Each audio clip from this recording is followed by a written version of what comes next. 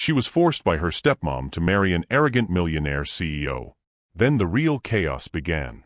She signed her name on the marriage certificate with trembling fingers, ink blotting where her tears fell, while the man beside her didn't even look up from his phone. And in that moment, Lily Chen realized her stepmother had just sold her soul to the devil himself. Thank you so much for being here with me, my amazing story family. If you're excited for today's tale and ready to dive in, make sure to hit subscribe and share in the comments where you're tuning in from. And remember, tomorrow, I'll bring you another story that's just as captivating as this one. You definitely won't want to miss it. 3 hours earlier, Lily had been scrubbing floors in the cramped apartment she'd called home for the past 8 years, her knees raw against the cold tile. The apartment that technically belonged to her, her father's final gift before cancer claimed him, but felt more like a prison under Victoria's iron rule. Lily. Victoria's shrill voice cut through the morning silence like a blade. Get in here. Now. Lily's stomach clenched. That tone meant trouble.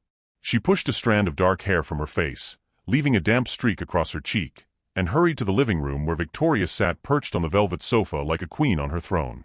Everything about her stepmother screamed artificial: the platinum blonde hair, the surgically enhanced features, the designer clothes that somehow always looked wrong on her.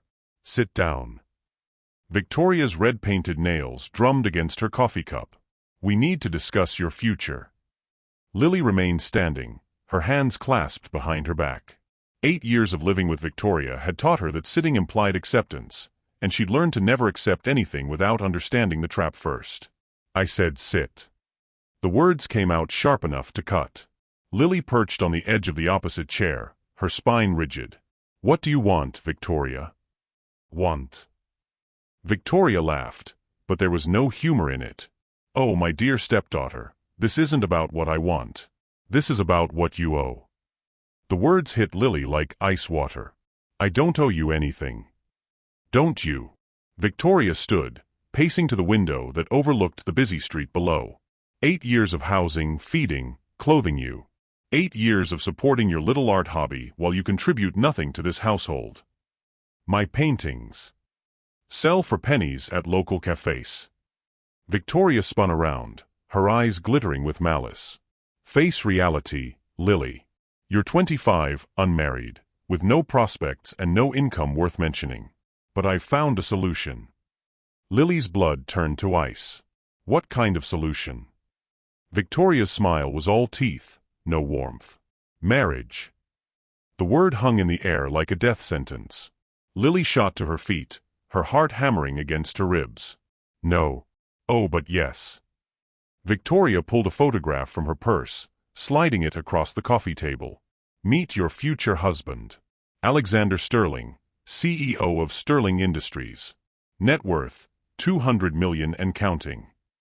Lily stared at the photograph, a man with sharp cheekbones, steel-gray eyes, and a mouth set in a perpetual line of displeasure. Even in the professional headshot, arrogance radiated from him like heat from a flame. You're insane if you think I'll marry a stranger. Insane. Victoria's laugh turned vicious. I think I'm brilliant. Mr. Sterling needs a wife for business purposes. Something about his board requiring family stability for a merger. And we need money. She gestured around the apartment. Your father left debts, darling.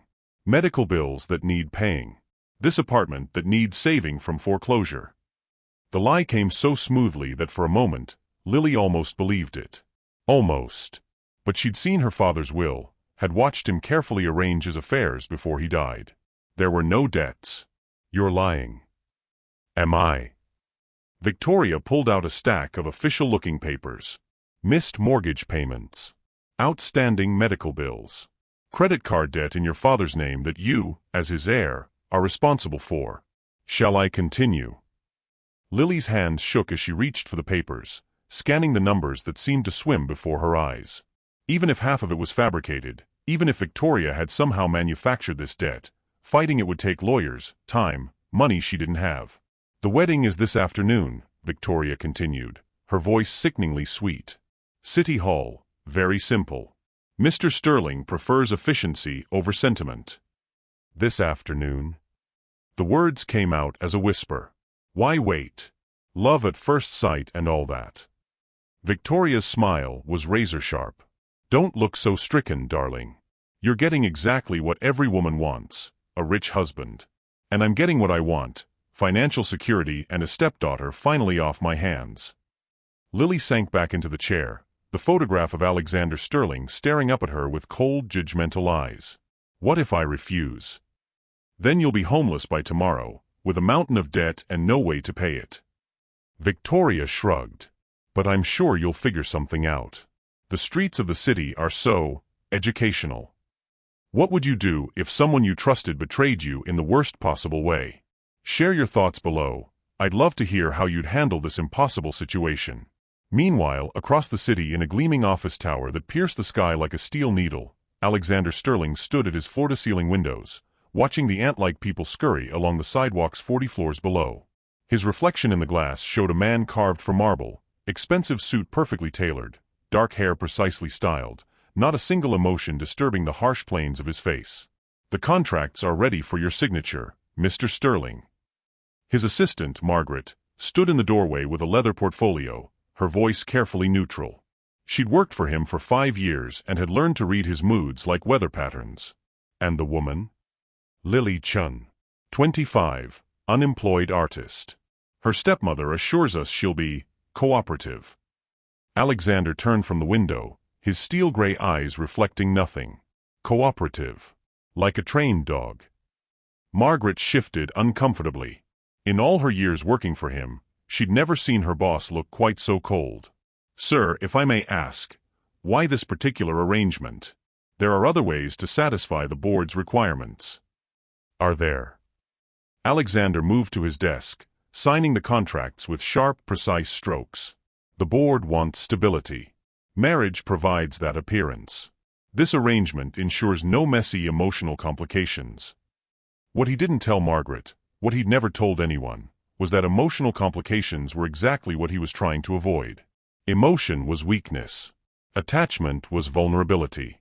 And Alexander Sterling had learned long ago that vulnerability was a luxury he couldn't afford. "The ceremony is at 3, he said, snapping the portfolio shut. "Make sure the car is ready at 2:30.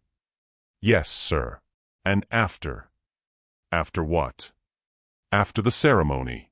Will you be returning to the office?" Alexander paused, his hand frozen on the portfolio. For just a moment, something flickered across his features. Uncertainty, perhaps, or something almost like fear. But it was gone so quickly Margaret wondered if she'd imagined it. "No," he said finally. "Clear my schedule for the rest of the day." "And Margaret?" "Sir." "Make sure the penthouse is prepared for a guest." As Margaret left, closing the door behind her with a soft click, Alexander returned to the window. Somewhere out there was the woman who would become his wife in 3 hours. A stranger who would share his name, his home, and nothing else. He told himself it was just another business transaction. He told himself he felt nothing about it at all. But as he stared at his reflection in the glass, Alexander Sterling wondered why his hands were clenched into fists at his sides, and why the thought of looking into a stranger's eyes while promising to love, honor, and cherish made his chest feel like it was being crushed in a vice. The marriage certificate was already prepared. The witnesses were arranged. The judge was paid. All that remained was to say the words that would bind him to a woman whose name he barely remembered and whose face he'd never seen. Alexander Sterling had built his empire on control, precision, and the complete absence of emotion. In 3 hours, he would discover that some things couldn't be controlled at all. The City Hall wedding chamber smelled of old roses and broken dreams. Lily stood in the doorway, her fingers death-gripped around the wilted bouquet Victoria had shoved into her hands 15 minutes earlier, 3 white carnations wrapped in plastic, probably grabbed from a gas station. Alexander Sterling stood with his back to her, one hand in his pocket, the other checking his watch with the impatience of a man who had somewhere more important to be. Everything about his posture screamed indifference. The casual lean against the judge's desk, the way he scrolled through his phone as if this were just another appointment squeezed between board meetings. "Ah, here's the bride," Judge Morrison announced with forced cheer, clearly uncomfortable with the tension that filled the room like fog. Alexander turned, and for one suspended moment, the world stopped. Lily had expected cruelty in his eyes, maybe boredom or calculated interest. What she hadn't expected was the flash of something that looked almost like pain before his features hardened into a mask of perfect indifference. He was taller than his photograph suggested, broader through the shoulders, with a kind of presence that seemed to pull all the oxygen from the room. But it was his eyes that made her breath catch, not the cold steel she'd expected, but something deeper, more complex. Like looking into the depths of a frozen lake and glimpsing shadows moving beneath the ice. "Miss Chun." His voice was exactly as she'd imagined, low, controlled, with just enough edge to remind everyone who held the power here. "Mr. Sterling." She lifted her chin, refusing to let him see how his scrutiny made her feel like a specimen under a microscope. "Shall we proceed?" Victoria's voice cut through the tension, sickeningly sweet. "I'm sure Mr. Sterling has important business to attend to." Alexander's jaw tightened almost imperceptibly. "Indeed." They moved to stand before Judge Morrison, the required witnesses flanking them, Victoria practically vibrating with greedy satisfaction, and a stern-faced man in an expensive suit who Lily assumed was Alexander's lawyer. The fluorescent lights overhead hummed like angry wasps. "Dearly beloved," Judge Morrison began. "Skip the ceremony," Alexander interrupted, his voice flat. "We're here for legal formalities, nothing more." The judge blinked, clearly flustered. "Well, the vows are required by." "Then let's get them over with." Lily felt heat rise in her cheeks. She'd known this was a business transaction, had prepared herself for coldness, but the casual dismissal of even the pretense of ceremony felt like a slap. Her fingers tightened on the pathetic bouquet until she felt the plastic stems crack. "Do you, Alexander James Sterling, take this woman?" "I do." The words came out clipped, final, like a judge pronouncing sentence. "And do you, Lily Marie Chun?" Lily opened her mouth, but no sound came. The weight of the moment crashed over her like a wave. This was it, the moment her life officially stopped being her own. She looked at Alexander, searching for something, anything, that suggested this was more than just paperwork to him. His eyes met hers, and for just an instant, she saw it again, that flicker of something raw and unguarded. But then his expression hardened, and he looked away. "Miss Chun." Judge Morrison prompted gently. "I." Lily's voice came out as barely a whisper. She cleared her throat, forced herself to speak louder. "I do. By the power vested in me by the state of New York, I now pronounce you husband and wife." Judge Morrison's relief was palpable. "You may kiss the—" "That won't be necessary." Alexander was already pulling out his phone, stepping away from her as if she carried a contagious disease. The rejection hit her like a physical blow. Not because she wanted his kiss, God no, but because even in this mockery of a wedding, even in this travesty of a ceremony, he couldn't pretend for 30 seconds that she was worth the basic courtesy of tradition. "Actually," Lily heard herself say, her voice stronger now, edged with something dangerous, "it will be necessary." Alexander's head snapped up, surprise flickering across his features for the first time since she'd walked into the room. "I'm sorry." His tone suggested he wasn't sorry at all. "You heard me." Lily took a step toward him, her heart hammering so hard she could hear it in her ears. "We just made vows. Legal vows. If this is real enough for your board of directors, it's real enough for a kiss." Victoria hissed something under her breath, but Lily ignored her. She was staring at Alexander, watching the way his jaw worked, the way his hands had gone perfectly still at his sides. "This is a business arrangement," he said quietly, but there was something in his voice now, a warning maybe or a plea. "Then seal the deal." The words came out before she could stop them, reckless and fierce. "Unless the great Alexander Sterling is afraid of one little kiss." The silence that followed was electric, charged with tension that made the air itself seem to vibrate. Victoria's sharp intake of breath, the judge's uncomfortable shuffle, the lawyer's cleared throat, all of it faded into background noise as Alexander's eyes locked on hers. Slowly, deliberately, he took a step forward. Then another. Until he was close enough that she could smell his cologne, expensive, subtle, with notes of cedar and something darker underneath. Close enough to see the fine lines at the corners of his eyes, the barely visible scar along his left temple. Close enough to realize that his hands, hanging loose at his sides, were trembling. "You don't know what you're asking for," he said, his voice so low only she could hear it. "Maybe not," she whispered back. "But I'm asking anyway." Something shifted in his expression, surprise, maybe, or recognition. As if he was seeing her for the first time, really seeing her, not just the inconvenient complication she represented in his perfectly ordered life. His hand came up slowly, fingers barely grazing her cheek, and she felt herself lean into the touch before she could stop herself. His skin was warm, warmer than she'd expected, and calloused in a way that surprised her. These weren't the soft hands of a man who'd never worked for anything. "Lily," he said, and her name on his lips sounded different somehow, less like an obligation and more like a question. "Alexander," she breathed back. He leaned down, and she tilted her face up, and for one heart-stopping moment, the rest of the world disappeared. There was only this, the space between their lips, the warmth of his breath against her skin, the impossible intimacy of two strangers about to cross a line they could never uncross. Their lips met, and Lily's world caught fire.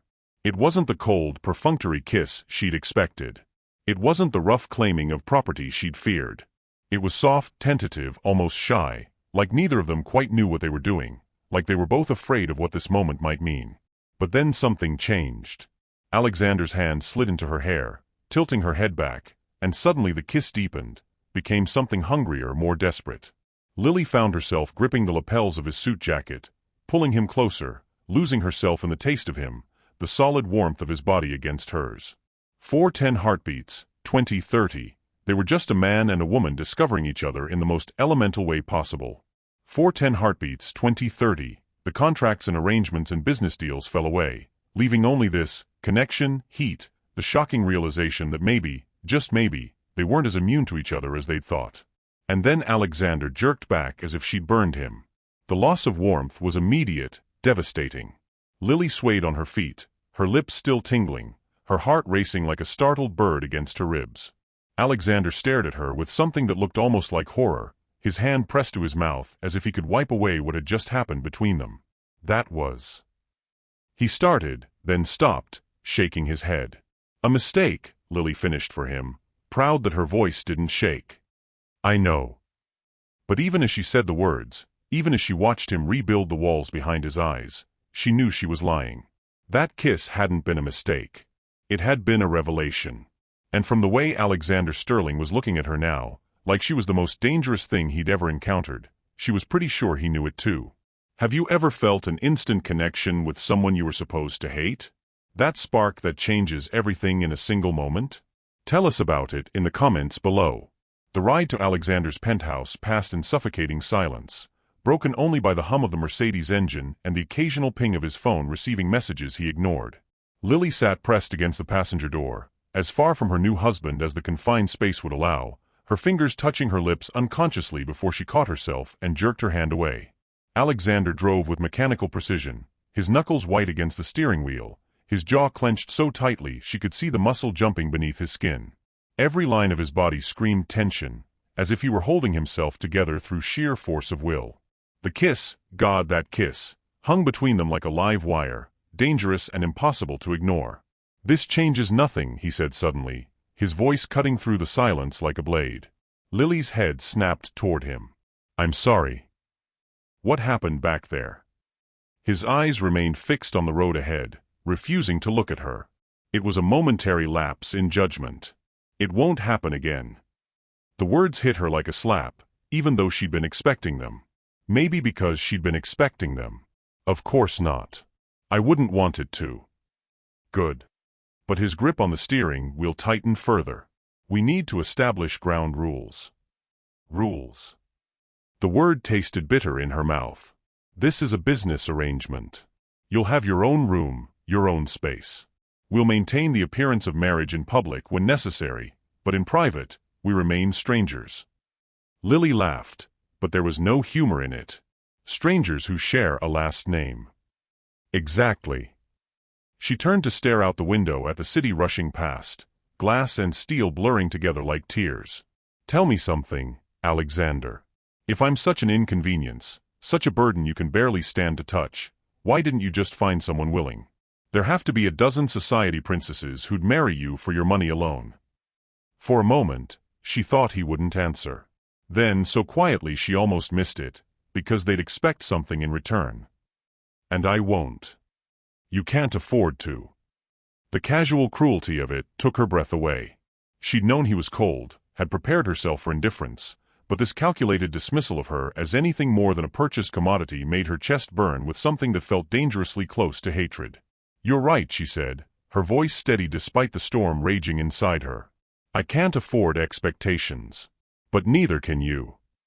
His head turned sharply toward her, eyes flashing with something that might have been surprise. "Did you think I wouldn't figure it out?" Lily continued, warming to her theme. "A man like you doesn't need a wife for appearances. You need one for something specific. Something that requires legal marriage, not just a girlfriend or a mistress. So what is it, Alexander? What are you really afraid of losing?" The silence stretched between them, taut as a bowstring. When Alexander finally spoke, his voice was so controlled it was barely human.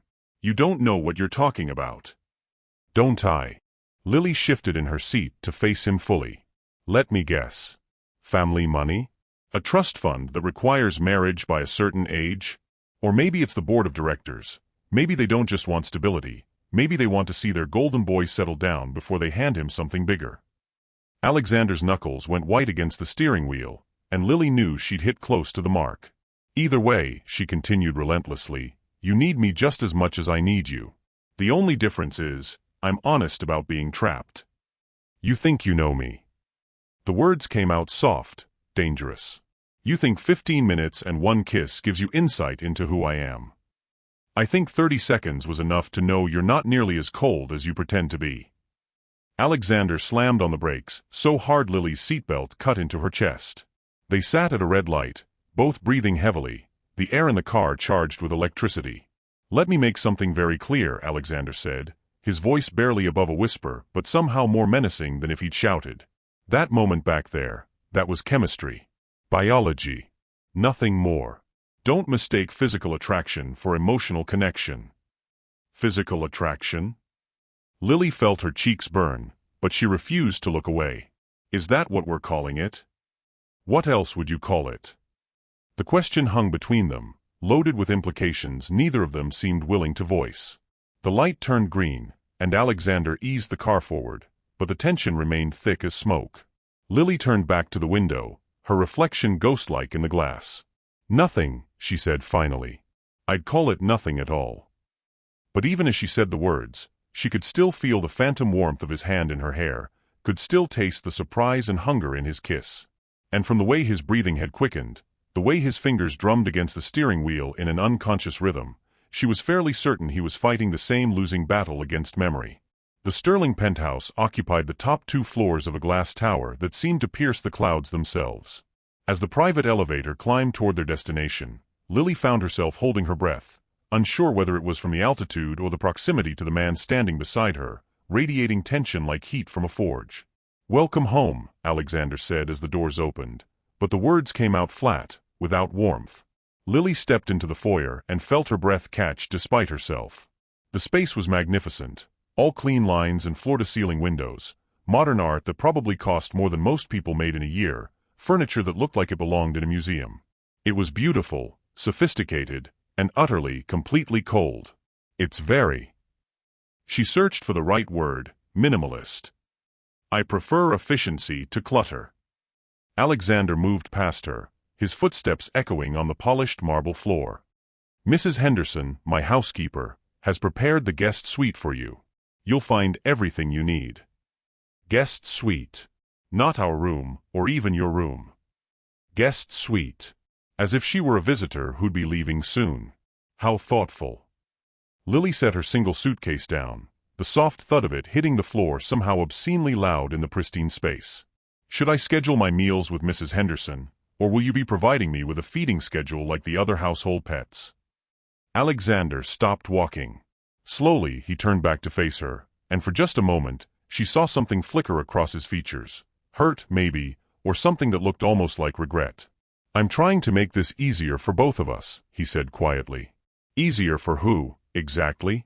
Because from where I'm standing, it looks like you're trying to pretend I don't exist. Maybe that would be better for everyone." The words hit her like a physical blow, partly because they were so casually cruel, but mostly because underneath the indifference, she heard something else. Something that sounded almost like fear. "You know what I think." Lily took a step toward him, then another, watching the way his body went rigid as she approached. "I think you're scared." "Scared?" Alexander's laugh was harsh, bitter. "Of what, exactly?" "Of me. Of this. Of the fact that for 30 seconds back in that courthouse, you felt something real." She was close enough now to see the pulse jumping in his throat, close enough to catch the subtle way his breathing had changed. "And that terrifies you more than any business deal or board meeting ever could. You don't know what you're talking about." "Don't I?" Lily reached out, her fingers barely grazing his cheek before he jerked back as if she'd struck him. "You can put me in the guest suite, Alexander. You can pretend we're strangers, pretend that kiss meant nothing. But we both know the truth." "And what truth is that?" The words came out rough, strained. "That you're just as trapped as I am. The only difference is, your prison has better thread count." For a moment, they stood frozen like that, close enough to touch, far enough apart to pretend they weren't affecting each other, the space between them crackling with unspoken tension. Then Alexander stepped back, and the mask slipped back into place, cold and impenetrable as Arctic ice. "Mrs. Henderson will show you to your room," he said, his voice once again perfectly controlled. "I have work to do." He turned and walked away, his footsteps echoing off the marble until they faded into silence, leaving Lily alone in the beautiful empty space that was supposed to be her home. But as she stood there, surrounded by luxury that felt more like a mausoleum than a haven, Lily found herself smiling. Because just for a moment, just before he'd walked away, she'd seen his hands. They'd been shaking. "What do you think? Is Alexander really as heartless as he's pretending to be, or is he protecting himself from something deeper?" Share your thoughts below. 3 days. That's how long their careful avoidance dance lasted before the universe decided to intervene with the cruelest possible timing.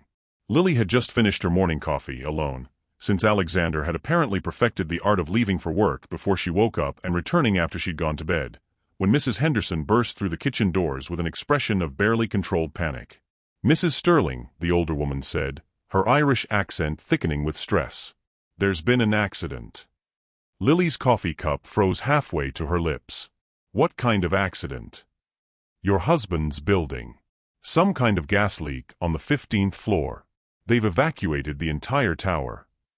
Mrs. Henderson wrung her hands in her apron. Mr. Sterling called. He's trapped." The world tilted sideways. "Trapped how?" "The elevators shut down during evacuation. He was heading to the emergency stairwell when part of the ceiling collapsed."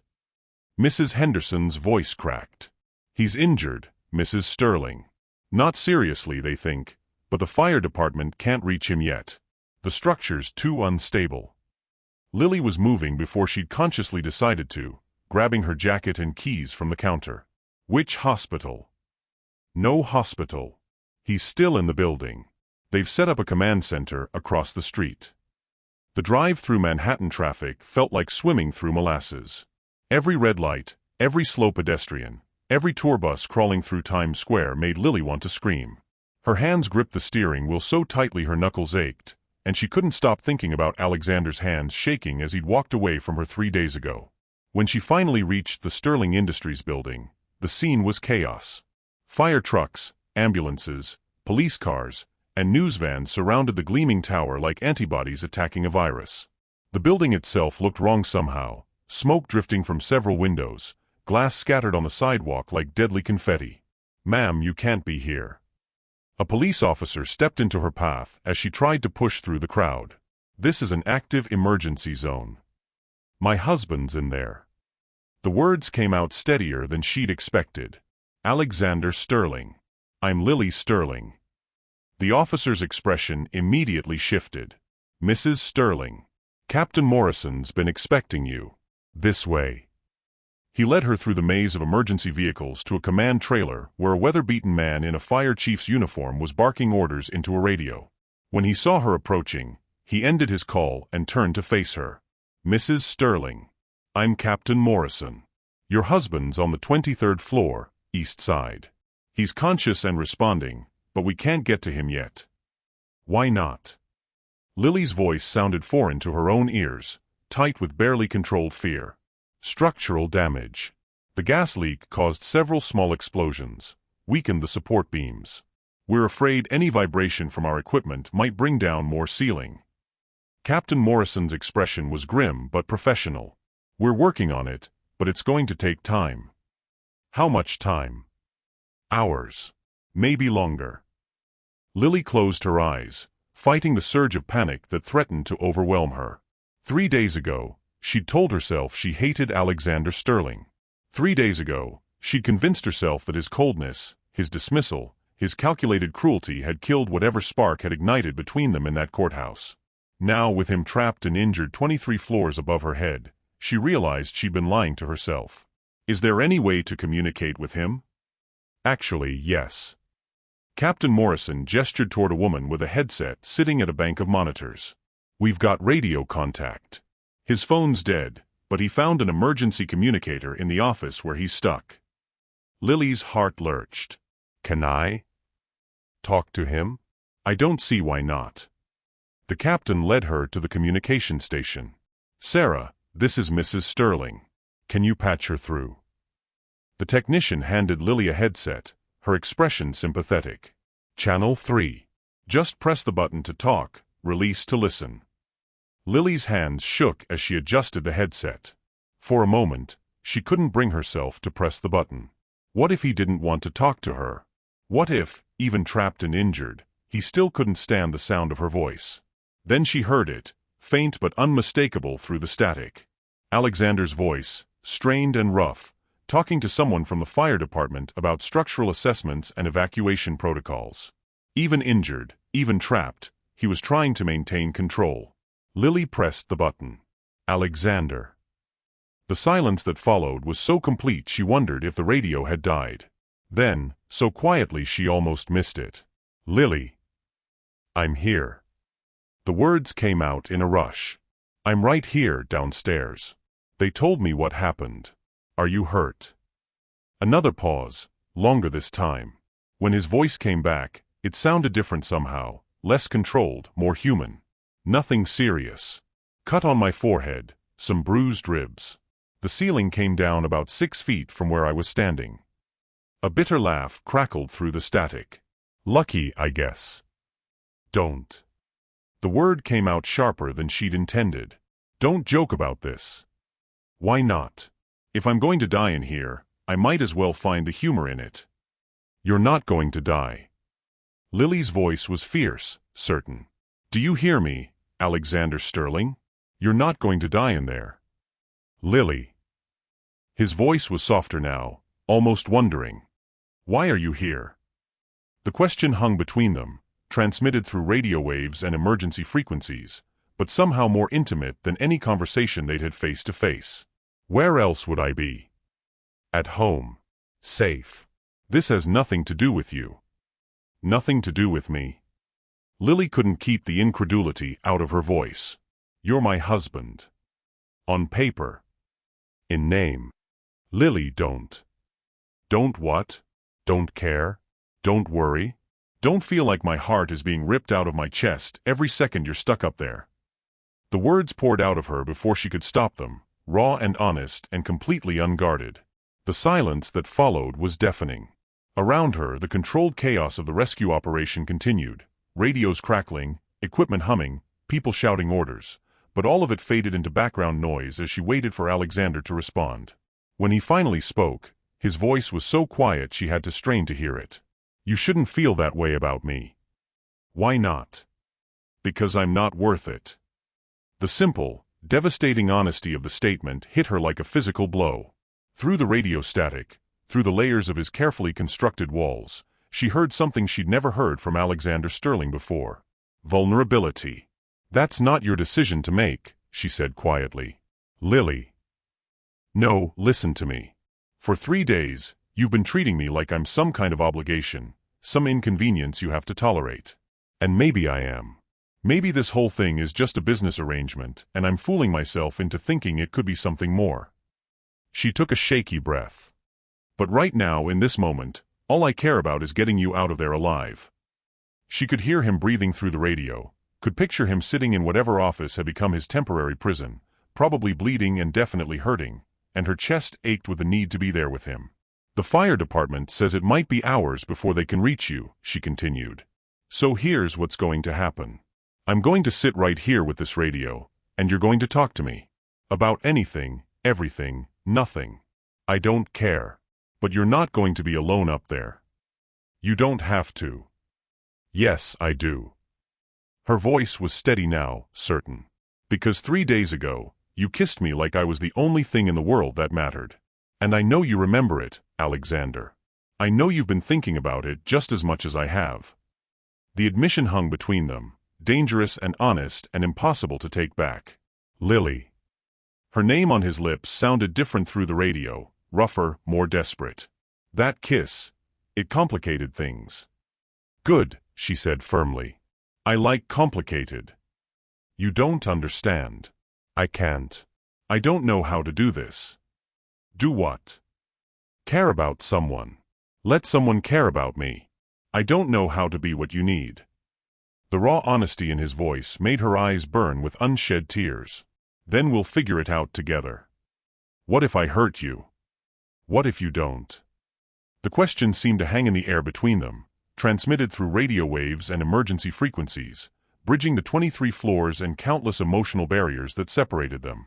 Lily, Alexander said finally, and she could hear something different in his voice now, hope, maybe, or the beginning of it. Will you stay? While I'm up here. Try and make me leave, she said, settling into the chair beside the radio equipment. This could take hours. I've got hours. You'll be bored. With you? Impossible. She heard what might have been a laugh, rusty and surprised. You don't know me well enough to say that. Then tell me, Lily said, adjusting her headset and settling in for what might be the longest conversation of her life. We've got time. Tell me who Alexander Sterling really is when he's not busy being the Ice King of Manhattan. That's a very long story. Like I said, Lily smiled, even though he couldn't see it, we've got time. And as the rescue operation continued around them, as engineers and firefighters worked to reach the man trapped 23 floors above, Lily Sterling settled in to learn the truth about the husband she'd married but never really known. She had no idea that this conversation would change everything. Have you ever found that crisis brings people together in unexpected ways? Sometimes it takes almost losing someone to realize how much they mean to you. What do you think Alexander will reveal about himself? Let us know in the comments. Tell me about the scar, Lily said after they'd been talking for 20 minutes about safe topics, his favorite coffee, her art, the weather. She could hear the rescue crews working in the background of his transmission, but their progress was slow, methodical. The one on your temple. The silence stretched so long she wondered if the radio had cut out. Alexander. I'm here. His voice was quieter now, more distant. How did you notice that? I notice everything about you. The admission slipped out before she could stop it, honest and raw. I noticed it during the ceremony. It's very faint, but it's there. Another pause. When he spoke again, there was something different in his tone, resignation, maybe, or the exhaustion that comes from carrying a secret too long. I was 7. My father was, teaching me about consequences. The careful way he said the word teaching made Lily's stomach clench with dread. Around her, the rescue operation continued, but she found herself leaning closer to the radio, as if proximity could somehow bridge the distance between them. Alexander. He had very specific ideas about raising a sterling heir, Alexander continued, his voice carefully controlled but somehow brittle. Weakness wasn't tolerated. Crying wasn't tolerated. Showing fear definitely wasn't tolerated. What happened? I spilled grape juice on his contracts during a business meeting. Important contracts, apparently. Worth millions. She could hear him shift, probably adjusting his position in whatever space had become his prison. He waited until the clients left. Then he explained to me exactly how much my clumsiness had cost the family. Lily's hands clenched around the radio microphone. How? He threw his crystal paperweight at my head. Told me I needed a permanent reminder to be more careful. Alexander's laugh was bitter, hollow. The stitches were explained to everyone as a bicycle accident. I learned to be very careful after that. Alexander, that's abuse. That's business, according to Jonathan Sterling. Everything was business. Love was weakness. Compassion was liability. The only thing that mattered was control, power, and profit. His voice dropped to barely above a whisper. He spent 18 years teaching me that caring about anything was dangerous. That attachment made you vulnerable. Lily closed her eyes, her heart breaking for the 7-year-old boy who'd been told that love was weakness, that showing fear earned you scars. Is that why you married me? Because I'm safe? Because you don't have to worry about caring too much? Yes. The word came out flat, honest. And no. What do you mean? She heard him take a shaky breath through the radio static. My grandfather's will. He left everything to my father, but with conditions. Sterling Industries, the trust fund, all of it, it only stays in the family if the heir is married by age 30. If not, everything goes to charity. How old are you now? 29. My birthday is in 6 weeks. The pieces clicked into place with devastating clarity. So you needed a wife. Any wife. Any wife who wouldn't expect anything real from me, Alexander confirmed. Someone who understood it was purely transactional. Someone who wouldn't try to. He trailed off. Wouldn't try to what? Love me. The words hung between them like a death sentence, transmitted through radio waves and emergency frequencies, carrying the weight of 22 years of emotional conditioning. Why is that so terrifying? Lily asked softly. Because I don't know how to love anyone back. His voice cracked on the admission. I don't know how to be what someone needs. Every time I've tried, every time I've let someone get close, I've destroyed it. I hurt people, Lily. It's what I do. It's what I'm good at. That's not true. Isn't it? Look at us. 3 days, and I've already made you hate me. I don't hate you, Lily said, the words coming out fierce and certain. I'm angry at you. I'm frustrated with you. But I don't hate you.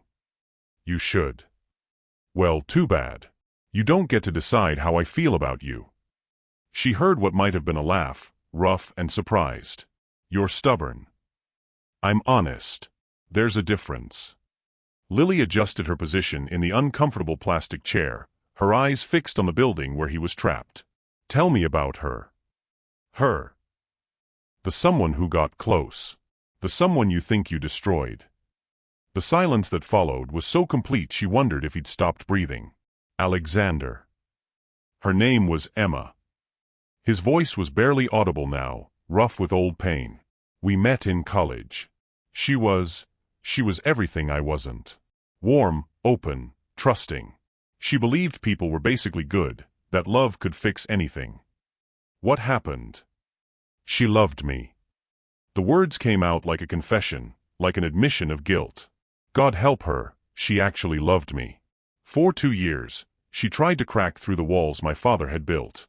She'd bring me soup when I was sick, remember my favorite things, try to get me to talk about my feelings. And I let her. For a while, I actually thought maybe I could be the man she deserved. Maybe I could learn to be normal, human. His laugh was bitter. Then my father found out. Lily's stomach dropped. What did he do? He made me a deal. End it with Emma, or watch her family's business get destroyed. Her father owned a small construction company. 3 generations of work, 50 employees who depended on it for their livelihoods. Alexander's voice was flat now, emotionless. My father could have crushed them like insects, and we both knew it. So you broke up with her. I didn't just break up with her. I destroyed her. Told her I'd been using her, that I could never love someone like her, that she was naive and pathetic for thinking a Sterling could ever care about some middle-class nobody. Each word sounded like it was being torn from his throat. I made sure she'd never try to come back. To protect her.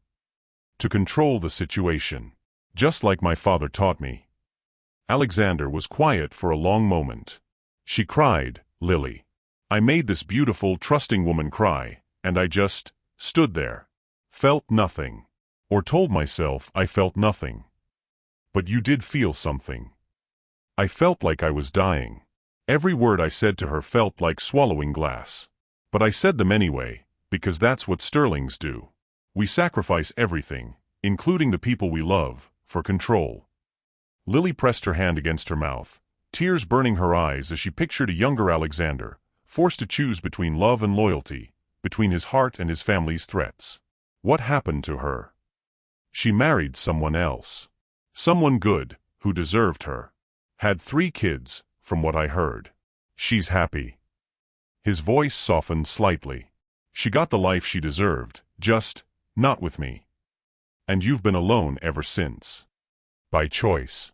It's safer that way. For everyone. Alexander.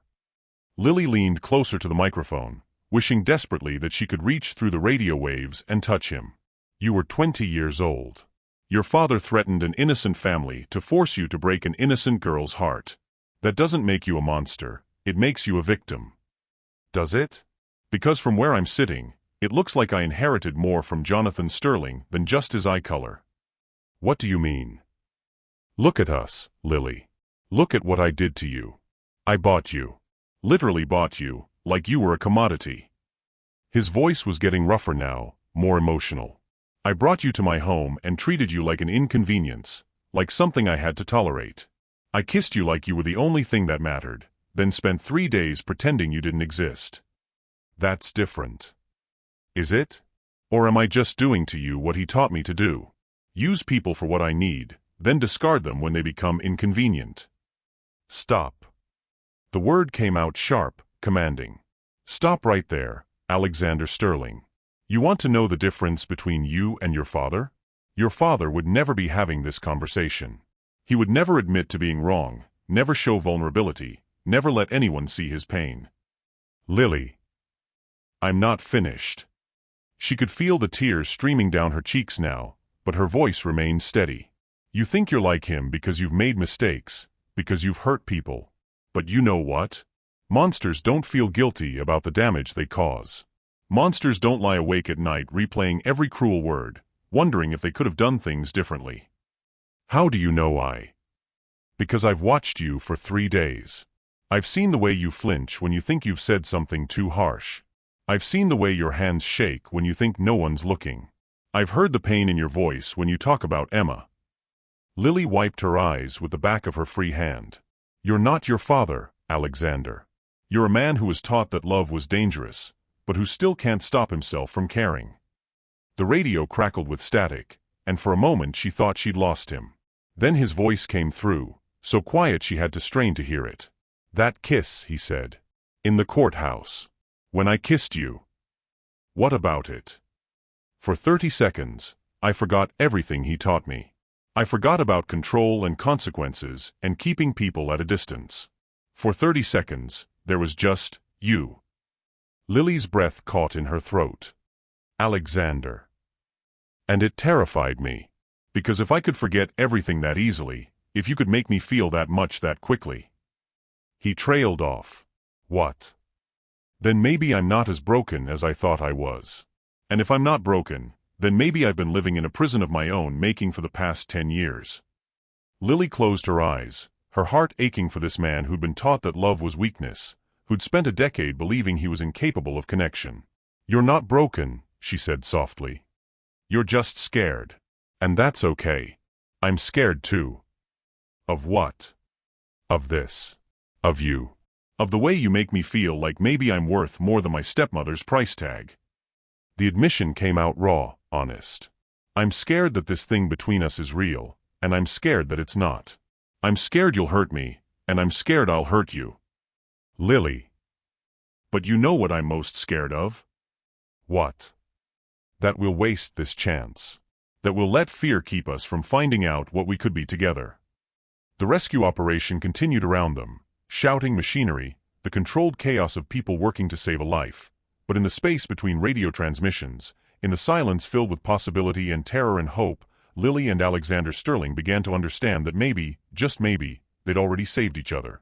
Sometimes the most beautiful connections come from the most broken places. What do you think? Can love really heal old wounds, or are some scars too deep? Share your thoughts below. Tell me something nobody else knows, Lily said after a stretch of comfortable silence, her voice soft through the radio static. Around her, the rescue operation had entered a more methodical phase, engineers consulting blueprints, firefighters repositioning equipment with careful precision. "That's dangerous territory," Alexander replied, but there was something different in his tone now. Lighter, maybe. Less guarded. "We're way past dangerous territory. We crossed that line somewhere between I bought you and I'm terrified of caring about you." She heard what was definitely a laugh this time, rusty but real. "Fair point. Okay. I can't sleep without white noise." White noise. Rain sounds, usually. "I have this app on my phone that plays thunderstorms on repeat." His voice carried a hint of embarrassment. "Ridiculous for a grown man, I know." "It's not ridiculous. It's actually kind of sweet." Lily shifted in her chair, settling in more comfortably. "Rain sounds specifically, or any white noise?" "Rain. Always rain. When I was little, before things got bad with my father, my mother used to take me to this cabin upstate during thunderstorms. She'd make hot chocolate and we'd sit on the covered porch, watching the lightning over the lake."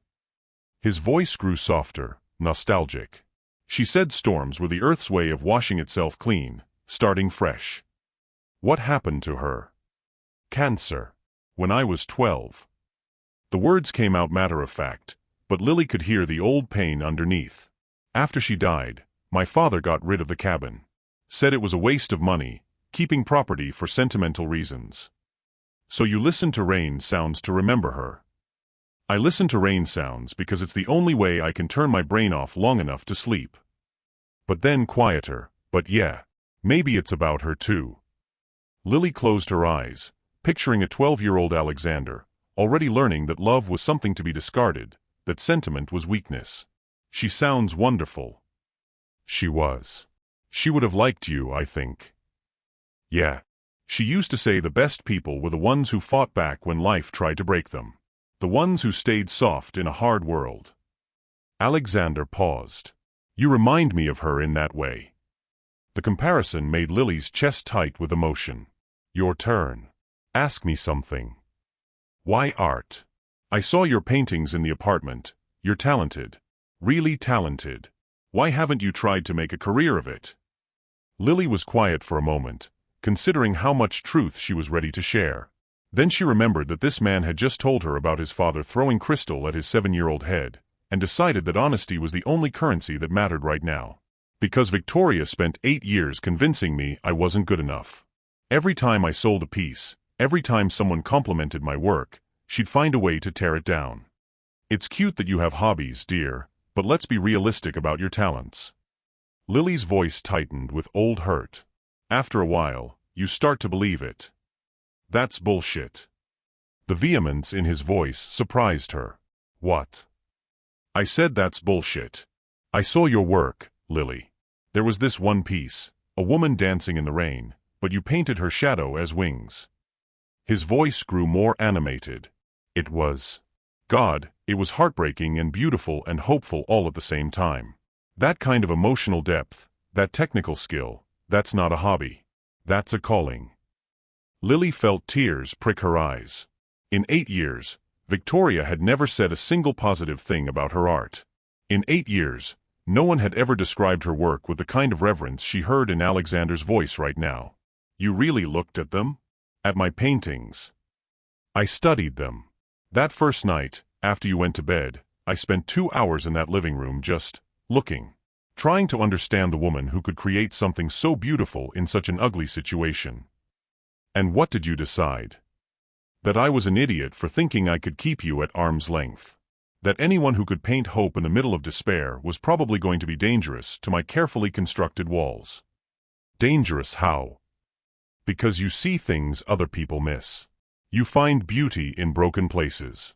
And I'm about as broken as they come." "Alexander." Lily leaned closer to the microphone, wishing desperately she could see his face. What if broken isn't the same thing as beyond repair? The question hung between them, transmitted through emergency frequencies and hope. "Is that your professional opinion, Dr. Sterling?" he asked, and she could hear the smile in his voice. "Dr. Sterling? You're my wife. That makes you Dr. Sterling by marriage, at least until you decide you can't stand me anymore." "Who says I can't stand you?" 3 days of evidence. 3 days of stubbornness. There's a difference. Lily found herself smiling despite everything, the chaos around her, the fear still gnawing at her stomach, the surreal nature of falling for her husband through a radio. Besides, I'm pretty stubborn too. You might be stuck with me. Promise. The word came out so quietly, so vulnerably, that it took her breath away. Alexander. I know this is crazy. I know we've known each other for less than a week, and most of that time I've been treating you like an obligation rather than a person. His voice was rushing now, urgent. But sitting up here, thinking I might not make it out, thinking I might never get the chance to tell you. Lily, you scare the hell out of me, but you also make me want to be better than I am. You already are better than you think you are. How can you possibly know that? Because a bad man wouldn't be worried about hurting me. A bad man wouldn't feel guilty about Emma. A bad man wouldn't listen to rain sounds because they remind him of his mother. Lily wiped her eyes with her free hand. You're not your father, Alexander. You're nothing like him. How can you be so sure? Because your father never would have let himself be vulnerable enough to have this conversation. He never would have admitted to being scared, to feeling guilty, to wanting something he couldn't control. She paused, gathering her courage. And he never would have kissed someone the way you kissed me. How did I kiss you? The question was soft, intimate, and suddenly the radio felt inadequate for what she needed to say to him. Like you were drowning and I was air. Like you'd been holding your breath for years and finally remembered how to breathe. Her voice dropped to a whisper. Like you were falling in love with me and it terrified you. The silence that followed was so complete she could hear her own heartbeat in her ears. Lily, Alexander said finally, his voice rough with emotion. What if I was? What if you were what? Falling in love with you. What if I've been falling since the moment you challenged me to kiss you, and the only reason I've been so cruel is because I don't know how to handle feeling this much this fast? Lily's breath caught in her throat. Around her, the rescue operation continued, but suddenly everything else faded to background noise.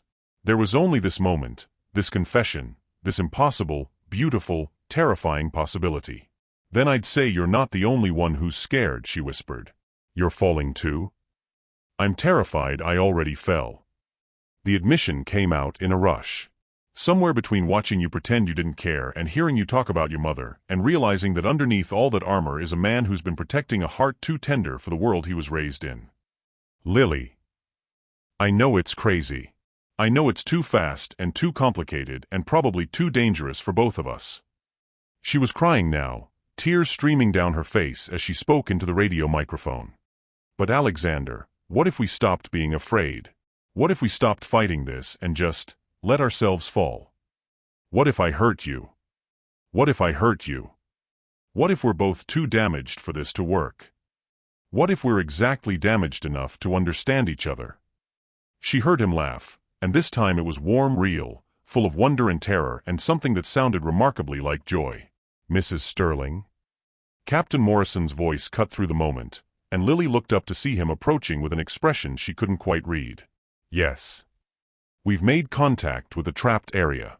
The structure's more stable than we initially thought. We should have your husband out within the hour. Relief flooded through her so completely she nearly dropped the radio. He's going to be okay. He's going to be fine. Might want to let him know the good news. Lily pressed the button on her radio, her voice shaking with emotion. Alexander? Did you hear that? I heard. 1 hour and then. He trailed off. And then I get to see if I can be brave enough to love my wife the way she deserves to be loved. Lily closed her eyes, her heart so full it felt like it might burst. Alexander. Yeah. I love you too. Even though I've been an ass. Especially because you've been an ass. It means you care enough to be scared. Lily. Yeah. When I get down there, when I can finally touch you again, I'm not letting go. Promise. Promise. And as the rescue crews worked to free the man who'd gone from stranger to husband to the other half of her heart in the span of 4 days, Lily Sterling sat in her plastic chair, holding onto a radio like a lifeline, and let herself believe in love at first sight, second chances, and the possibility that sometimes the best things in life were worth falling for. Have you ever had a moment where everything changed in an instant? Where fear turned into courage and walls turned into bridges? Tell us about your moment in the comments below. 53 minutes later, Lily watched through the crowd as paramedics wheeled Alexander out of the Sterling Industries building on a stretcher, and her heart stopped. He looked smaller somehow, diminished by the white sheets and medical equipment surrounding him. A bandage covered the left side of his forehead, and his expensive suit was torn and dirty, but his eyes were open, alert, searching the crowd until they found hers. The relief that flooded through her was so intense it made her knees weak. She pushed through the crowd of emergency personnel, reporters, and curious onlookers, desperate to reach him, to touch him, to prove to herself that he was real and alive and safe. Alexander. She broke through the final barrier of people just as the paramedics stopped the stretcher near the waiting ambulance. His face transformed when he saw her, the careful mask he'd worn for so long cracking completely, replaced by something raw and desperate and tender. He tried to sit up, wincing as the movement pulled at his injured ribs. Lily. Her name came out like a prayer, like he couldn't quite believe she was real. She reached for his hand, their fingers intertwining with desperate intensity. His skin was warm, solid, alive, and she had never felt anything more wonderful in her entire life. "You scared me," she whispered, tears streaming down her face. "You scared me so badly." "I'm okay. I'm here." He stopped mid-sentence, his eyes focusing on something behind her, and his expression shifted so completely she felt her stomach drop. "Alexander? What's wrong?" But he wasn't looking at her anymore. His gaze was fixed on a point somewhere over her shoulder, his face going from tender to confused to something that looked horribly like betrayal. Lily turned to follow his gaze and felt the world tilt sideways. Victoria stood at the edge of the crowd, perfectly groomed despite the chaos, her red lips curved in a smile that made Lily's blood run cold. But it wasn't Victoria's presence that made Alexander's hand go rigid in hers, it was the man standing beside her stepmother. Tall, silver-haired, impeccably dressed despite the emergency scene around them. A man whose steel-gray eyes were exactly like Alexander's, whose presence seemed to leach the warmth from the air itself. Jonathan Sterling. Alexander's father. "No," Lily breathed, understanding flooding through her like ice water. "No, no, no." Well, Jonathan Sterling's voice carried easily over the crowd noise as he approached, Victoria clinging to his arm like a satisfied cat. "What a touching scene. Though I have to say, Alexander, you look terrible." Alexander's grip on Lily's hand had gone from desperate to crushing, but his voice when he spoke was deadly calm. "What are you doing here, father?" "What am I doing here? My son was trapped in a building collapse. Where else would I be?" Jonathan's smile was all teeth, no warmth. "Though I have to admit, I was surprised to learn about your wife. When did you plan to introduce us to the lovely Mrs. Sterling?" Lily felt Alexander's entire body go rigid beside her. "We haven't." "Oh, but we have met," Victoria interrupted, her voice sickeningly sweet. "Jonathan and I have become quite close over the past few months. Haven't we, darling?" The endearment hit Lily like a slap. She stared at her stepmother, at the way Victoria's manicured hand rested possessively on Jonathan Sterling's arm, at the matching expressions of cold satisfaction on both their faces. "You're together," Lily said, the words coming out flat, shocked. "You and him." "For 6 months now," Victoria confirmed. "Ever since Jonathan reached out to discuss his son's predicament. It seems we had quite a lot in common. Both of us wanted to see our children settled appropriately." "Our children?" Lily's voice cracked on the words. "I'm not your child. I never was." "Details, darling. The point is, we both got what we wanted." Victoria's smile was triumphant. "Alexander got his wife and his inheritance. I got financial security and a very generous husband. And you, well, you got to play dress-up as a Sterling for a few days." The words hit Lily like physical blows, but it was the look on Alexander's face that truly destroyed her. He was staring at his father and Victoria with an expression of such complete betrayal, such devastating understanding, that she knew, even before he spoke, that everything they'd built in the past hour was about to crumble. "This was planned," Alexander said quietly, his voice barely above a whisper. "All of it. The debt, the forced marriage, the timing." His eyes found Lily's, and what she saw there made her heart shatter. "You knew." "Alexander, no. You knew." He pulled his hand away from hers as if her touch burned him. The whole time, you knew this was their plan. I didn't. I swear to you, I had no idea. Didn't you? Jonathan's voice cut through her desperate denials like a blade. Come now, Miss Chun. Surely you suspected something when your stepmother suddenly produced all that convenient debt? When she happened to have a wealthy husband already lined up? When the timing worked out so perfectly for my son's inheritance deadline? Lily felt the ground disappear beneath her feet. Around them, the crowd of emergency personnel and reporters was watching with barely concealed fascination, drawn by the drama playing out like a soap opera among Manhattan's elite. I didn't know, she repeated, turning back to Alexander desperately. Alexander, please, you have to believe me. I thought Victoria was manipulating me, but I never imagined she was working with your father. I never. Stop. Alexander's voice was ice, devoid of every trace of warmth she'd heard through the radio. Just stop. He sat up on the stretcher despite the paramedics' protests, his movements sharp and angry. The tender, vulnerable man who'd confessed his fears and admitted to falling in love had vanished, replaced by the cold, calculating CEO she'd first met in that courthouse. You played your part perfectly, he continued, his words precise and cutting. The reluctant bride, the injured innocent, the woman slowly warming to her husband's charms. Very convincing.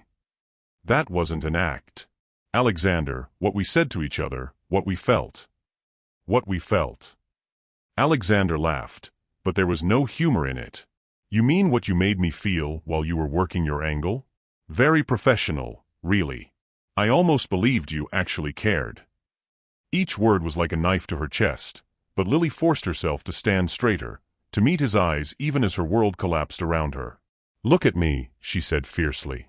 Look at me and tell me you think I'm lying. Look at me and tell me that conversation we just had meant nothing to you.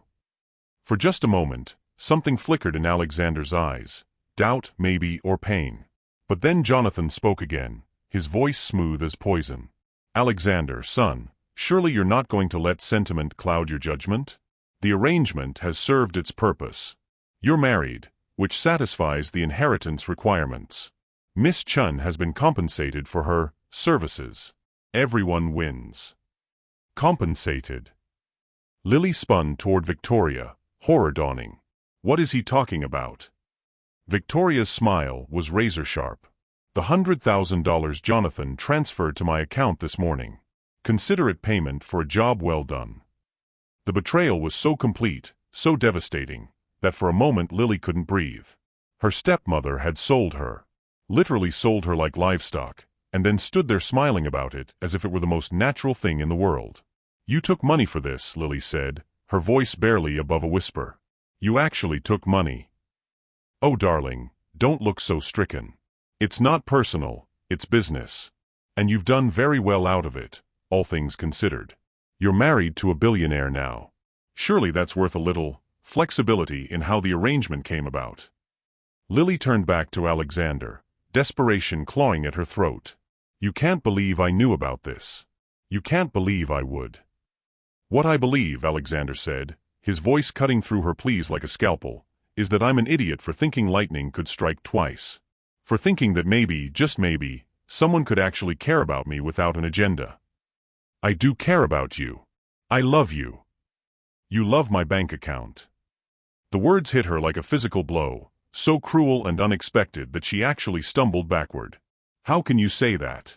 After everything we just shared, after what we admitted to each other. After a very convincing performance, Alexander corrected coldly. I have to hand it to you, Lily. You almost had me believing in fairy tales. This is a fairy tale, you idiot. The words exploded out of her, raw and desperate. Two broken people finding each other, learning to trust each other, falling in love despite every reason they shouldn't. That's the fairy tale. And you're throwing it away because you're too scared to believe it's real. Or maybe I'm finally smart enough to recognize a con when I see one. The finality in his voice, the complete absence of warmth or doubt or hope, made something inside Lily break beyond repair. Fine, she said, her voice steadying as a strange calm settled over her. You want to believe I'm a con artist? You want to believe that everything between us was fake? Fine. Believe that. She pulled off her wedding ring, the simple band that had somehow come to mean everything to her in the space of a few days, and held it out to him. But know this, Alexander Sterling, when you're lying alone in that cold penthouse tonight, listening to your rain sounds and remembering what it felt like to trust someone, remember that you chose this. You chose fear over love, suspicion over faith, loneliness over connection. Alexander stared at the ring in her outstretched hand, and for just a moment, she saw him, the real him, the vulnerable man who'd confessed his fears through a radio, the man who'd admitted to falling in love. Then the mask slipped back into place, and he turned away. "Keep it," he said flatly. "Consider it payment for services rendered." The cruelty of it, the calculated dismissal, hit her like a tsunami. But Lily Chun had survived 8 years with Victoria, had survived her father's death and her stepmother's manipulation and being sold like property to a stranger. She would survive this too. "Goodbye, Alexander," she said quietly, pocketing the ring. "I hope someday you realize what you just threw away." She turned and walked away, her spine straight and her head high, even as her heart shattered into 1,000 pieces with every step. Behind her, she heard Victoria's victorious laughter, Jonathan's satisfied murmur, the paramedics asking Alexander if he was ready to go to the hospital. What she didn't hear was Alexander calling her name. What she didn't see was the way his hands shook as he watched her disappear into the crowd. What she didn't know was that as soon as she was out of sight, Alexander Sterling put his face in his hands and wondered if he'd just made the biggest mistake of his life. Sometimes fear makes us destroy the very thing we want most. Have you ever sabotaged something good because you were too scared to believe it was real? Share your story in the comments. We'd love to hear from you. Alexander sat in his hospital room, staring at the rain streaking down the window, and realized he couldn't remember the last time silence had felt so deafening. The doctors had cleared him hours ago, minor concussion, bruised ribs, nothing serious, but he'd refused to leave. Going home meant facing the penthouse where Lily's absence would echo in every corner, where her scent might still linger on the guest room pillows, where her single suitcase had probably already been removed by Mrs. Henderson's efficient hands. His phone had been buzzing constantly. Board members calling to congratulate him on his narrow escape. Business associates expressing concern. His father, surprisingly, had sent 3 texts asking about his condition, which was 3 more than Alexander had received from him in the past 5 years combined. But the contact he wanted most, the one he kept checking for obsessively, never came. Lily hadn't called. "Stupid," he muttered to himself, pressing the heels of his hands against his eyes. "She's probably halfway across the country by now. And why wouldn't she be?" He'd accused her of being a con artist. He'd dismissed their connection as a performance. He told her to keep her wedding ring as payment for services rendered. The memory of the words made him physically sick. "Mr. Sterling?" A soft knock interrupted his self-loathing. Dr. Martinez, the attending physician, peered around the door. "There's someone here to see you. Says she's family." Alexander's heart stopped. "Lily?" "No, sir. A Mrs. Henderson. She says she's your housekeeper." The disappointment was so sharp it felt like another injury. "Send her in." Mrs. Henderson entered carrying a small overnight bag and wearing an expression Alexander had never seen on her usually composed face, something between concern and barely contained fury. "Mrs. Henderson." He tried to summon his usual authoritative tone. "You didn't need to come all the way here. I'll be home shortly. Will you now?" She set the bag down with more force than necessary. "And which home would that be, Mr. Sterling?" "I don't understand." "Your wife's home? Because she certainly won't be returning to yours." The words hit him like a slap. "What do you mean?" "I mean I found her in the lobby when I returned from the market this afternoon, sitting on the floor with her suitcase, crying her heart out." Mrs. Henderson's Irish accent thickened with emotion. "I mean she asked me to pack her things because she said she wasn't welcome in your home anymore." Alexander felt his chest tighten. "Where is she now?" "Gone. Took her paintings and that little suitcase and walked out the door like she was leaving prison." Mrs. Henderson's eyes flashed with something dangerously close to anger. "And before you ask, no, she didn't say where she was going. But she did leave you this." She pulled an envelope from her coat pocket, his name written across it in Lily's careful script. Alexander stared at the envelope like it might explode. "What is it?" "I'm not in the habit of reading other people's mail, Mr. Sterling." but I can tell you that she cried while she wrote it. His hands shook as he took the envelope. The paper was slightly wrinkled, as if it had been dampened by tears. "Mrs. Henderson," he said quietly, "in your professional opinion, was my wife, was she?" "Was she what, sir?" "Was she acting? These past few days, the way did it seem like an act to you?" Mrs. Henderson's expression softened slightly. "Mr. Sterling, I've worked in wealthy households for 30 years. I've seen every kind of gold digger, social climber, and fortune hunter you can imagine." She paused, studying his face. "That girl wasn't acting." "How can you be sure?" "Because actresses don't cry when they think no one's watching. They don't spend hours staring at their husband's empty chair at breakfast, wondering if they've done something wrong. They don't ask the housekeeper questions about their husband's favorite foods, his childhood, what makes him smile." Mrs. Henderson's voice grew gentle. "That girl was falling in love with you, Mr. Sterling. Anyone with eyes could see it." Alexander closed his eyes, the weight of his mistakes crushing down on him like the collapsed ceiling from that morning. "I think I may have made a terrible error in judgment." "I think you may have," Mrs. Henderson agreed. "The question is, what are you going to do about it?"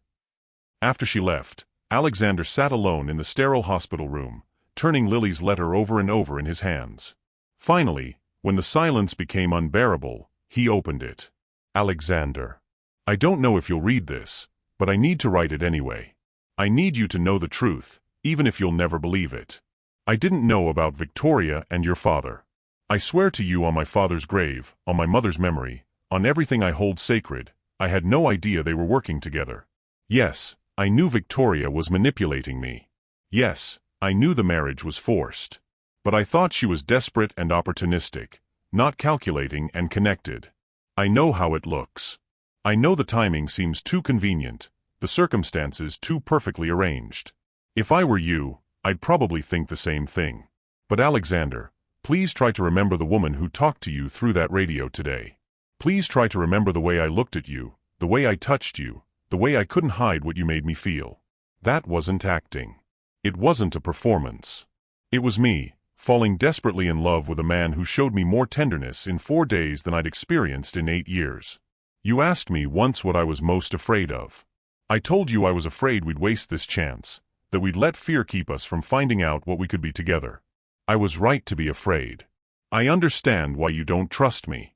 Your father spent your whole life teaching you that love was weakness, that caring was dangerous. Then Emma happened, and you learned that loving someone could be used as a weapon against them. Then I happened, and the circumstances were so suspicious that of course you'd think it was another manipulation. But here's what I know about you, Alexander Sterling, you're not broken. You're not your father. You're not incapable of love.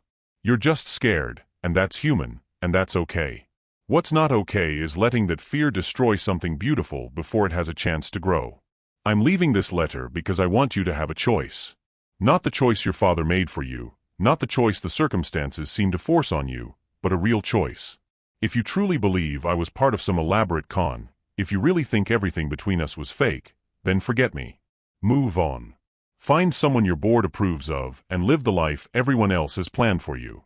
But if there's any part of you that knows what we felt was real, if there's any chance you might be wrong about my motives, then maybe you could try having a little faith. I'll be at the Riverside Cafe on 84th Street tomorrow at noon. It's where I used to sell my paintings on weekends, where I felt most like myself. If you come, if you want to try again, I'll be there. If you don't come, I'll understand.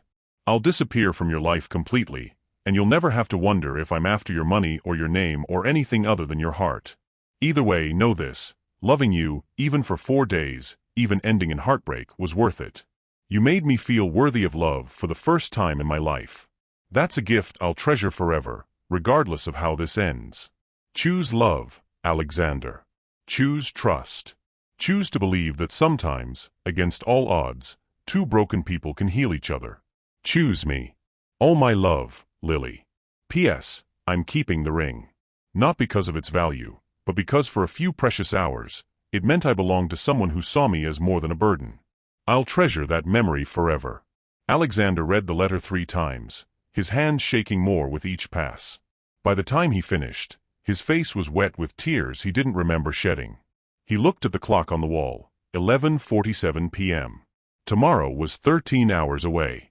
13 hours to decide between the safe, controlled life he'd always known and the terrifying, beautiful possibility of love. 13 hours to choose between fear and faith. 13 hours to decide if he was brave enough to trust his heart for the first time in his adult life. Alexander Sterling had built his empire on calculated risks, careful analysis, and absolute control. But this wasn't business. This was love. And love, he was learning, required a different kind of courage entirely. He reached for his phone and dialed. "Mrs. Henderson? It's Alexander. I need you to do something for me." Sometimes the biggest risk is the one that could save your heart. What would you choose, safety or love? Let us know in the comments below. The Riverside Cafe smelled like coffee beans and possibility. Lily sat at a corner table by the window, her hands wrapped around a cup of lukewarm coffee she'd barely touched, watching the clock on the wall tick closer to 12:30. The lunch crowd was beginning to thin out, businesspeople returning to their offices, tourists wandering off to their next destination. She'd been there since 11:30, too nervous to arrive exactly at noon, too hopeful to stay away entirely. Her heart had jumped every time the door chimed, every time a tall figure passed by the window, every time footsteps approached her table. But none of them had been Alexander. The cafe owner, Maria, had been watching her with growing concern for the past hour. This was the place where Lily had spent countless weekends over the past 3 years, setting up her easel in the corner, selling small paintings to customers who appreciated local art. Maria knew her well enough to recognize heartbreak when she saw it. "Mija," Maria said gently, approaching with a fresh cup of coffee, "maybe whoever you're waiting for got held up?" Lily managed a weak smile. "Maybe. Or maybe they're just not coming." She'd known it was a long shot. After everything that had happened yesterday, after the cruel things they'd said to each other, after the way she'd seen him rebuild those walls in real time, why would Alexander Sterling risk showing up to a cafe in Manhattan on the word of a woman he believed had betrayed him? Still, she'd hoped. God, how she'd hoped. The bell above the door chimed again, and Lily didn't even look up this time. She'd exhausted her emotional reserves on false alarms. "Lily." Her head snapped up so fast she nearly knocked over her coffee cup. Alexander stood in the doorway, looking nothing like the controlled CEO she'd married or even the vulnerable man she'd fallen in love with through a radio. His usually perfect hair was disheveled, his expensive suit wrinkled, and there were dark circles under his eyes that suggested he'd slept about as well as she had. But it was his expression that made her breath catch, uncertain, hopeful, terrified, and something else. Something that looked remarkably like love. "You came," she whispered. "I almost didn't." He approached her table slowly, as if she might bolt at any sudden movement. "I sat in my car outside for 20 minutes, trying to convince myself this was a mistake." "What changed your mind?" Alexander reached into his jacket pocket and pulled out a small canvas, one of her paintings that had been hanging in Victoria's apartment. The woman dancing in the rain, her shadow forming wings. "This," he said simply. "I went to get this from your stepmother this morning." Lily stared at the painting, confused. "Why?" "Because I needed to see it again. To really look at it, the way I did that first night." Alexander set it carefully on the table between them. "Do you know what I see when I look at this?" She shook her head, not trusting her voice. "Hope. In the middle of a storm, this woman is dancing. Her circumstances are dark, harsh, overwhelming, but she's finding joy anyway. She's transforming something difficult into something beautiful." His eyes met hers. "That's not the work of a con artist, Lily. That's the work of someone who believes in love even when life gives her every reason not to." Tears burned her eyes. "Alexander. I was wrong." The words came out in a rush, desperate and sincere. "About everything. About you, about us, about what happened yesterday. I let fear make my decisions, and I nearly destroyed the best thing that's ever happened to me. The circumstances still look. I don't care about the circumstances." Alexander sat down across from her, leaning forward intently. "I talked to Victoria this morning. And my father. Got the whole story." Lily's stomach clenched. And you're right, they planned everything. The debt, the timing, the forced marriage. But Lily, they didn't plan on us actually falling in love. That terrified them. What do you mean? Alexander's mouth curved in a bitter smile. My father wanted a business arrangement. A wife who would satisfy the inheritance requirements, but never threaten his control over me. A woman who'd take her money and stay out of the way. His voice softened. He never expected me to find someone who'd make me want to be better than he raised me to be. So when you started showing real feelings. Victoria panicked. Started calling my father, worried that you might actually influence me, might make me harder to control. They decided to blow up the marriage before it became a real threat to their plans. Lily absorbed this, pieces clicking into place. The timing of their appearance yesterday. Calculated to cause maximum damage. They knew if they could make me doubt you, make me think you were in on it from the beginning, I'd retreat back into the safe, controlled life they wanted for me. Alexander reached across the table, his fingers barely grazing hers. And it worked. For about 12 hours, it worked perfectly. What changed? Mrs. Henderson. Your letter. This painting. He gestured to the canvas between them. But mostly, it was remembering what you said to me through that radio. About how monsters don't feel guilty about the damage they cause, don't lie awake replaying every cruel word. You've been lying awake. I haven't slept since yesterday. Every time I close my eyes, I see the look on your face when I accused you of being a con artist. When I told you to keep the ring as payment for services rendered. His voice cracked. Lily, I am so sorry. I said unforgivable things. They weren't unforgivable. She turned her hand palm up, letting their fingers intertwine. They were just scared. How can you be so understanding? After what I put you through, how can you not hate me? Because I know who you really are, Alexander Sterling. I know you're not the cruel man who said those things yesterday. You're the man who listens to rain sounds because they remind him of his mother. You're the man who noticed every detail in my paintings, who saw beauty where everyone else saw failure. You're the man who admitted to being scared through an emergency radio because he was falling in love for the first time in his life. Alexander's grip on her hand tightened. I was falling in love. I am in love. Completely, terrifyingly, irreversibly in love with you. The words hit her like sunshine after a storm, warm and healing and necessary. Even though I come with stepmother drama and daddy issues and a tendency to challenge you when you're being an ass. Especially because of those things. Alexander's smile was soft, genuine, transformative. You make me want to be the man I am when I'm with you instead of the man my father trained me to be. And who are you when you're with me? Happy. Real. Brave enough to choose love over fear. He brought her hand to his lips, pressing a gentle kiss to her knuckles. Brave enough to ask you to marry me again. We're already married. Legally, yes. But I want to do it right this time. I want to marry you because I choose you, because I love you, because I can't imagine my life without you in it. His eyes were bright with tears and hope and something that looked like pure joy. Lily Chin Sterling, will you marry me? Again? For real this time. Around them, the cafe had gone quiet. Other customers were watching with barely concealed fascination, and Maria was openly crying behind the counter.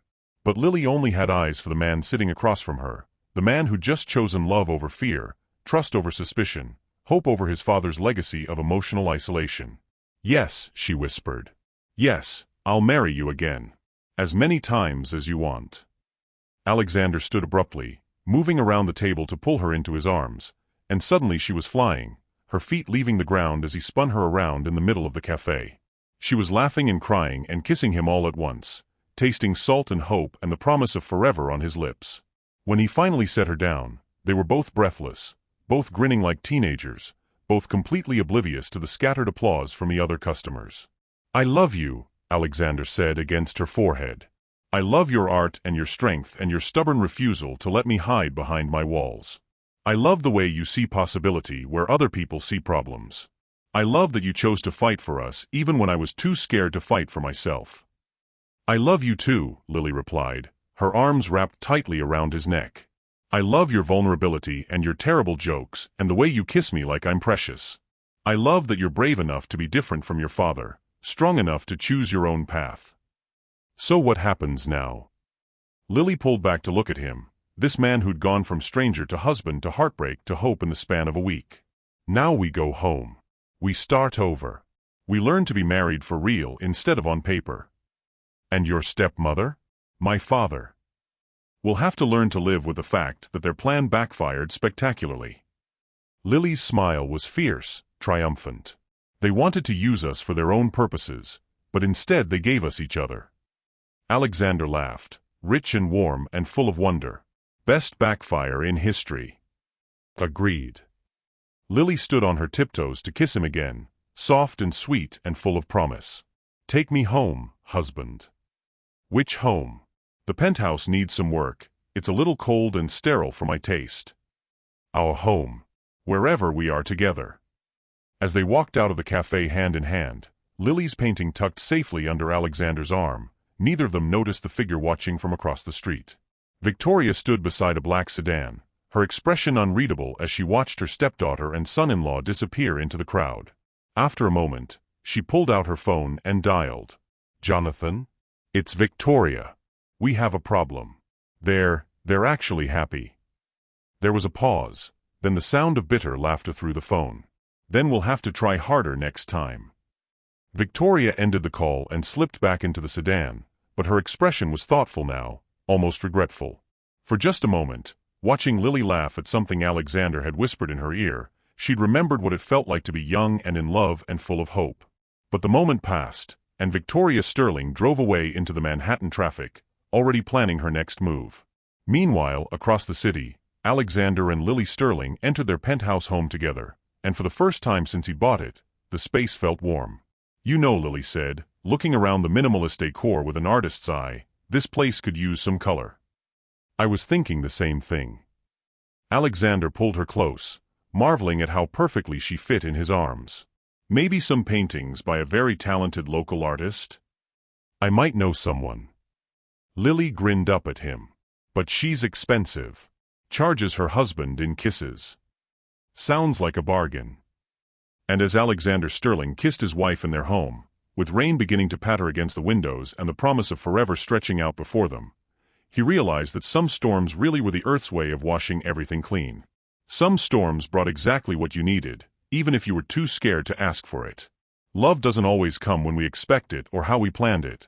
Sometimes it comes disguised as chaos and forces us to choose between our fears and our hearts.